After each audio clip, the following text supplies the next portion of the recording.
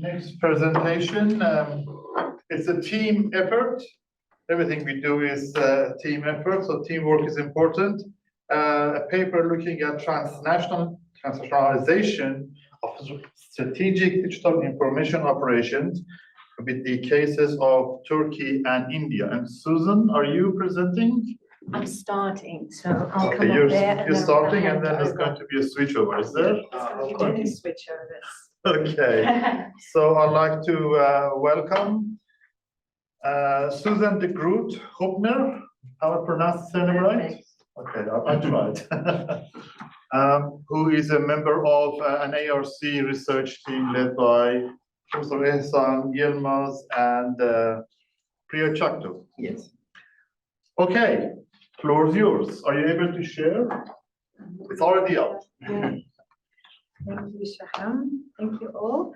Yeah, we're presenting some work with colleagues here at Deakin, Ihsan's in the room, and Anand is in the room too, and Priya will be online. So I'm just going to start off and I'm going to hand it over to my colleagues. What we're doing here is we want to look at SDIO, Strategic Digital Information Operations, through a transnational context. So what we are asking here is looking at the India and Turkish cases. We want to see how the BGP and the AKP are executing SDIOs at home and abroad. And so we are asking how they are used to then transnationalize authoritarianism. And so how we are doing that, we've kind of taken a bit of a triangular approach in looking at the scholarship. So we wanted to look at transnational repression and autocratization. And then we wanted to look at digital authoritarianism and then link that to the scholarship, the emerging scholarship of SDIOs. And because we are really looking at diaspora, so as we've seen in some of the presentations already yesterday and today, a lot of the scholarship is focusing on specific case studies and what's happening within these specific countries. So when we're looking at Turkey and India, we already know that Turkey has a very repressive, Roland has presented this yesterday, a repressive machine in the political media and public sphere. And from India, we also know now there's a report that was released not long ago, a couple of months ago, that is now claiming that India is becoming like one of the capitals of disinformation as well. And we see this in the current Palestine conflict, especially. So we wanted to present a case study looking at these two cases and countries, and then look at how SDIOs are transnationalized. So we're looking at diasporas, how diasporas are targeted, while also looking at the tools and methods and mechanisms that are used at home. So looking at these three different bodies of literature, it's the transnational autocratization literature, which is really looking at strategies of transnational repression, legitimation, and cooptation that transcends state borders, as well as cooperation with a range of non-state and government-state-sponsored actors. So it already has that sort of diaspora transnational element in it. Combining that with the scholarship on digital authoritarianism is looking at the very many ways and measures by which authoritarian regimes shape and influence the online experiences and behaviors of the general public. So then when we're looking at the SDIOs, we think that looking at the specific tools, methods, practices that are used through the lens of digital authoritarianism and transnational autocratization, we can present some findings that we hope will help shed a bit of light on the transnational dimension of SDIOs, because they have that capacity as we know. So then looking at some of the preliminary findings, I'm going to hand over Ihsan. Do you want to come up here to present the Turkey case? I'll share my own screen. Okay. Thank you. So I'll just present the Turkey section, and then I'll hand over to Anand for the India one, and Priya will conclude. Bülent yesterday made my job very easy, so I'll try to be short. So I won't go into detail about the Turkey's domestic operations, because this was well covered in yesterday's presentation by Bülent. But many domestic operations are actually connected to the global arena, because we are talking about the cyberspace. So we have a table here, and a similar one will be presented on India as well. These are not identical, there are some differences. And we are still developing our paper, and we'll see what these similarities and differences mean for our three literatures. So we haven't really done this yet, but we'll simply present our two cases here and some preliminary comparative analysis. So Turkey's SDIOs, social media censorship via post account removal. Lots of people have been suffering from this, both in Turkey and outside of Turkey. The actors, national government, transnational private sector companies, non-state actors, pro-government hackers, enabling tools, legislation, IT rules, government regulations for localization of foreign social media companies, Turkey-based offices, so that the government can pressure them. And then domestic transnational targets, Turkey-based dissidents, journalists, diaspora human rights advocacy organizations, diaspora groups, dissidents, journalists, foreign media organizations, politicians who are based in the West, either Turkish origin, politicians in Germany and so on, or people from those countries originally. So they've been targeted with different techniques and different operation mechanisms. So, and second one, misinformation, disinformation, incitement to violence via social media. In the Turkish case, this is huge. I can give you many examples in the full paper. We have many examples how many people outside attacked by pro-AKP groups.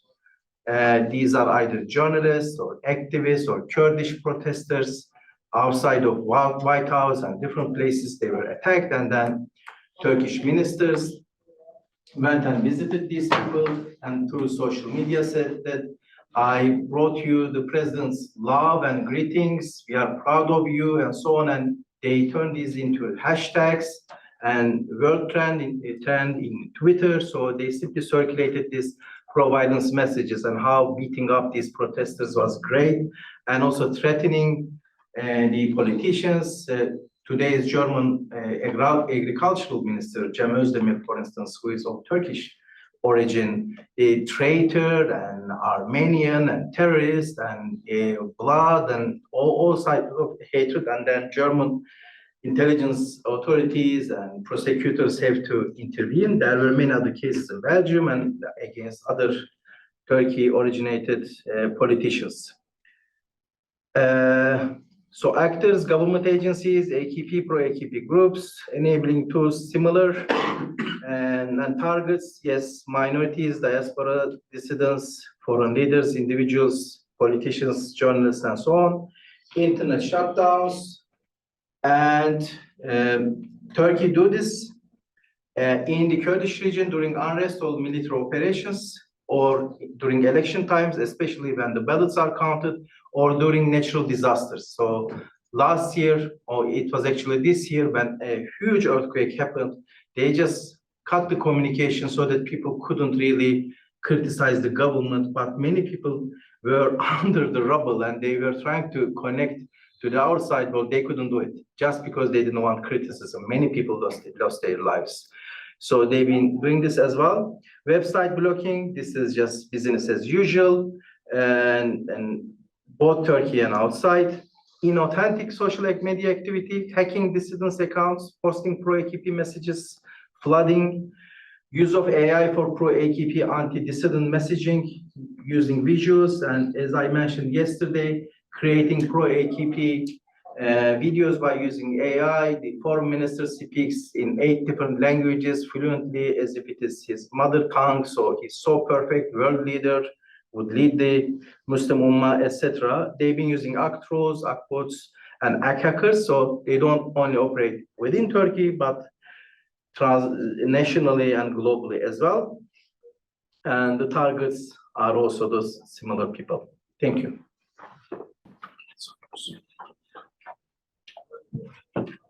So thank you, Ihsan. I'll be working on the same context as far as India is concerned. There are certain similarities, of course. So in the Indian context, you can see a number of second generation controls actually, which limits access to a large number of websites. So social media censorship is often very rampant.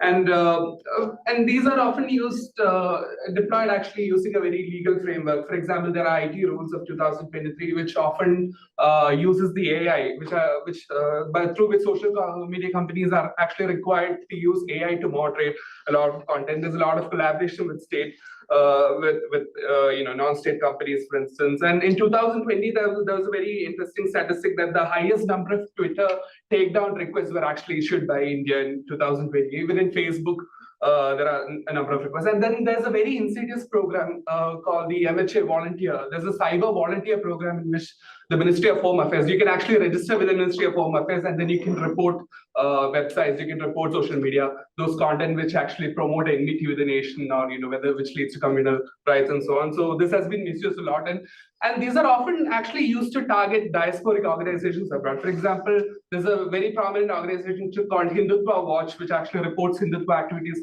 happening across the world, and they were actually taken down after this program was actually introduced. Now, of course, again, internet shutdowns are not new. India is again a world leader in terms of internet shutdowns, for example.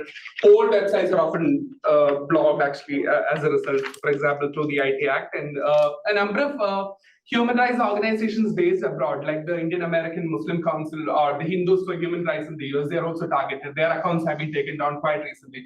And the ownership rules have changed in Twitter thanks to Musk, and this has only exacerbated the situation. Earlier, there used to be some controls at least, and now that's not happening. And so besides these, of course, there are plenty of, interestingly, there's a lot of, another interesting stats is that nearly a staggering 26,000 websites were actually blocked over a span of nearly 5 to 6 years as a result of Section 69A of the IT Act. And again, misinformation, disinformation campaigns are being carried out both by the government as well as other non-state actors. For example, academic harassment. There was one of the most spectacular instances of this was a conference called Dismantling Hindutva Conference. I think some of you might have heard of it. This was happening last year, nearly sponsored by nearly 56 universities in the US, and there were so many online death threats, there were email campaigns, there was a well-coordinated campaign between so many non-state actors in order to shut down a whole conference. And academics across the world have been facing disinformation campaigns, mostly by non-state actors, but to a certain extent by the government. Even the Indian government has actually shared a lot of disinformation campaign targeting these academics, especially in New Zealand is a very prominent example. An academic from Massey University was targeted. Of course, there's a recurrent trope called Hinduphobia, which is often being used a lot in this context, in which Islamophobia it's trying to silence any. For example, it's maybe analogous to the way in which anti-Semitism is being used to silence criticism of the Israeli government. Often, Hinduphobia is a trope being used to silence any criticism of the Hindutva policies, for instance, or any rules against caste discrimination that's constantly being used, for instance. And of course, as Susan mentioned, for example, Palestine, in the Palestinian context, India has emerged as a major disinformation capital. For example, even this is also being spread by not only by trolls, for instance, but also by major BJP functionaries. For example, there was a major bomb blast which happened in a left-wing, the left-wing coalition-led state in the country. And there was a lot of fake news spreading that this was actually done by Hamas when there's absolutely no evidence to state. And of course, there's a lot of inauthentic state social media activity which is being propagated by BJP as well as counter IT cells. They actually work towards this effect. So this is just an overview of the various strategic digital information operations happening in India. And I pass the baton to Priya. Yeah, thank you. Thank you. Priya, are you okay to take over now? Okay, so when our chapter is finished, I'm hopefully going to show transnational reach and impact of Indian Turkish SDIOs. All right, so when our chapter is finished, hopefully we will show the transnational reach and impact of Indian and Turkish SDIOs, which are enabled through anti-democratic laws and regulations and often proceed with the cooperation of transnational media organizations like Facebook, Twitter, and so on, as well as domestic private sector companies. In particular, these SDIOs actively target diasporic communities, other states and transnational organizations.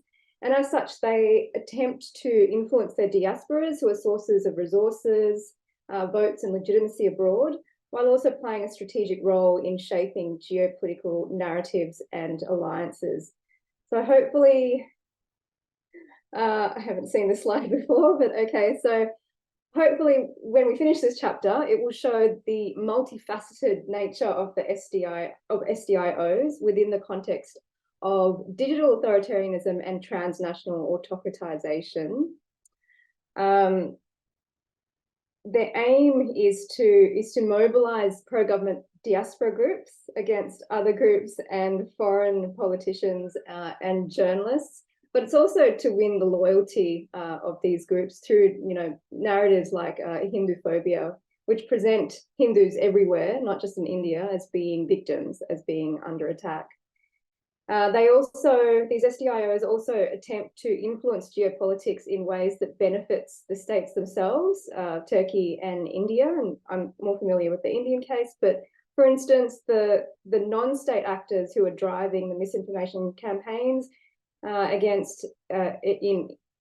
with regard to the Israel-Palestine dispute, attempts to show that Muslims are a threat everywhere and that India is facing similar threats to what Israel faces.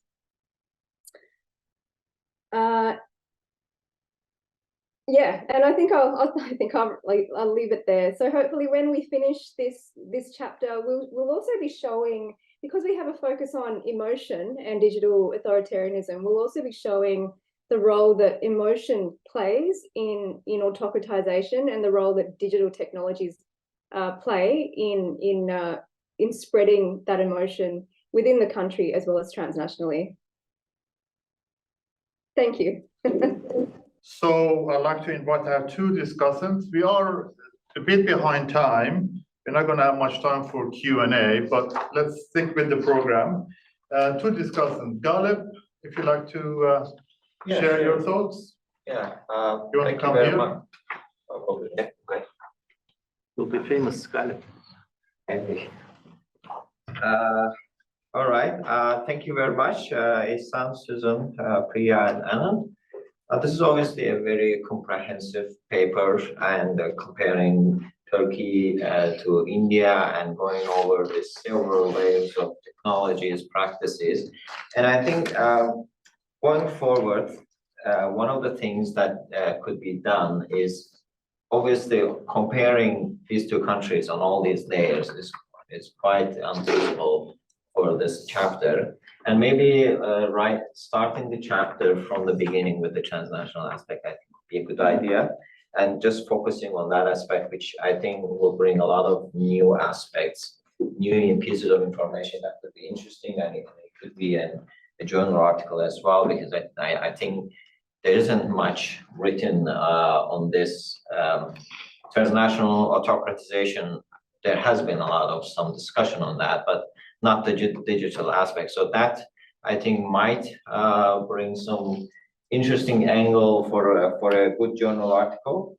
And then the other thing is, I mean, India is a fascinating case study, even though I don't know much. What I can see is that there's been a lot of intervention by government into Indian government, the factual factors, everything in the social media. So I think one thing that could be done maybe from the beginning is to set the context global context where there's a Chinese model and then there's a Russian model, and then not a systematic comparison, but that this is some sort of a reference to these cases and then how India and maybe Turkey differ and what's new about, especially the Indian case where you have a large population, and in contrast to China, which is closed off to Western social media. Now here we have, like in social media, especially in Twitter and Facebook, they're very active. Whenever I open, and look at the global trends, I mean, the half of them is most of the time dominated by India social media.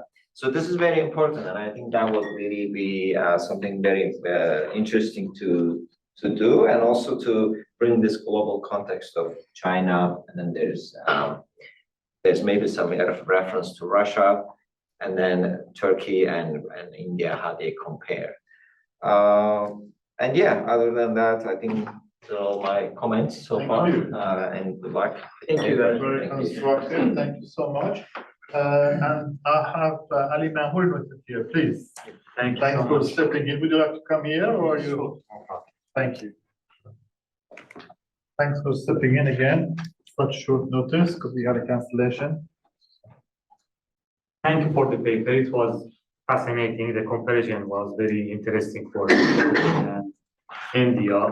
I couldn't probably imagine we can do something between these two countries in different regions with different particularities. I have a few suggestions which I think might improve the paper. First of all, I'm very interested to see the similarities and the differences of demonization of the opposition. There is some similarities. In both cases, we have religious discourse. We have Muslims in India and we have Armenians in Turkey. This comparison would be very interesting. Is there any ethnic case in India? We have ethnic case in Turkey, the Kurds. Is there anything similar in India? We can do some kind of comparison between them. The other aspect that I think it would be good to discover in the same field as well, it's about the LGBT community. Is there anything about them in the both countries to affiliate the opposition to them and to demonize them and to deform their image? There are a good work on the Western platforms, Twitter, Facebook, the relationship between Turkey and them, the conflict and struggle between them. But there is little about the other alternative platforms, Telegram in particular and TikTok. There are some, but it's little. If you can improve this aspect or explain why there is not that much content in these platforms, that would be great. And also, I'm really interested to see, is there any attempt to localize the social network and platforms in these two countries? We have some cases like China and Iran. They did a great deal of job in localizing their social media, making everything local. For example, banning YouTube and making Apparat, banning Twitter and making TikTok, and etc. This kind of attempt would be interesting if we can see something like that there.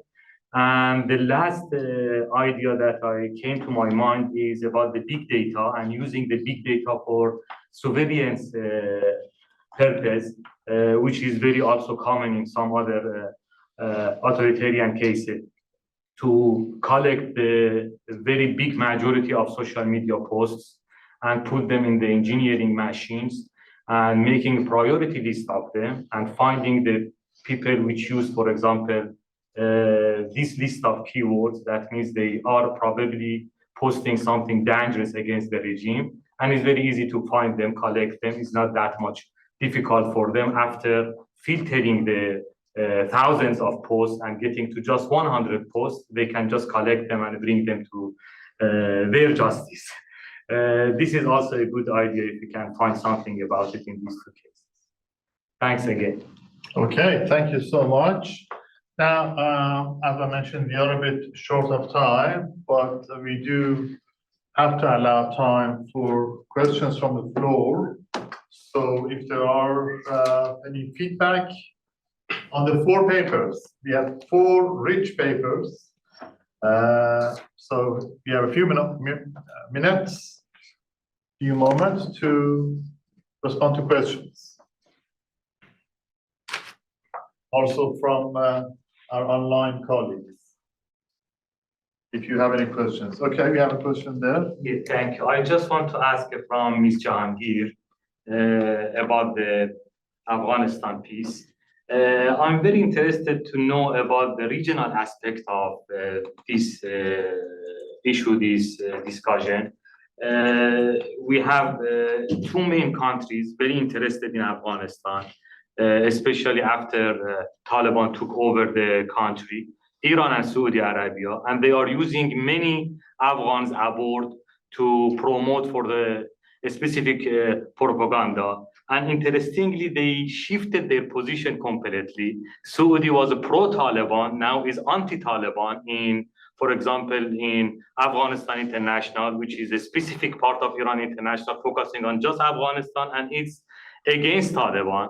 And Iran has many other platforms and accounts like Daftar Kabul office in Twitter and others, using some Afghan journalists and activists for promoting Taliban. This shift is very interesting as well. If there is something in this particular and it can be added, or you have something to add about it or say about it, that would be interesting. Aisha, I'm not sure if you are listening. Well, this is recorded, so we can share that question with Aisha later on. That's fine, thank you.